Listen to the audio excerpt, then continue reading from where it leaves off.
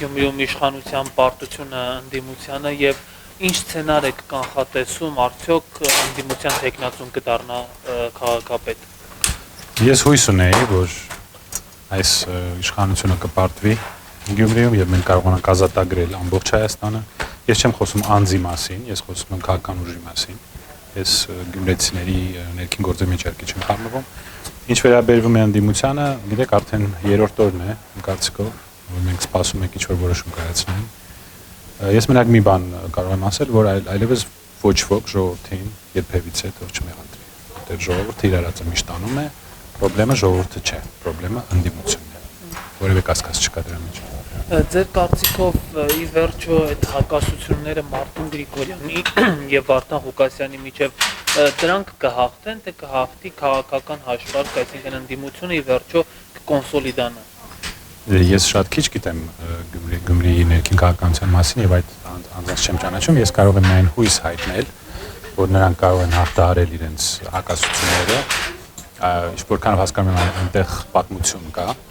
ես հույսով եմ, որ նրանք կարողանան ավելի կարևոր համարել իրենց հաղթանակը, իրենց խոստումը, որպեսզի ԿՊ-ն չհաղթի Գյումրիում։ Կարծում եմ, որ դա պետք է ավելի կարևոր լինի, բայց ես այդ մարդկանց տեղը որոշել չեմ կարող, ես մենք կարող եմ հույս հայտնել։ Պարոն Խաչիկյան, Գյումրիում ընտրությունները ցույց տվեցին, որ իշխանությունը մեր մասած չի վայելում հանրության վստահությունը, եւ եթե այդ 36.8% ձայներից հանենք նաեւ վարչական ռեսուրս, այսինքն պետական սեկտորի աշխատողներն, ապա տակը գրեթե բան չի մնում։ Հիմա այս հանգամանքը արդյոք պետք է խորհրդարանական ընդդիմությունը օգտագործի եւ օրինակ վարչապետին անվստահության գործընթաց սկսի ազգային ժողովում, այսպես ասած impeachment։ Ես շատ անգամ ասել եմ, որ ես չեմ հասկանում, թե մեր ընդդիմությունը ինչպես է իրեն պահում եւ ինչ իմաստ ունի այդ ազգային ժողովը դարձնել այդ գորգորոցների, ղարմաղալների վայր, ռազմիրատների վայր։ Ես դա չեմ հասկանում, գուցե նրանք են հասկանում։ Իհարկե սա հույս է տալիս մեզ, որ մենք կարողանանք ուրիշ քաղաքներում, ուրիշ համայնքներում արդյունքին հասնել։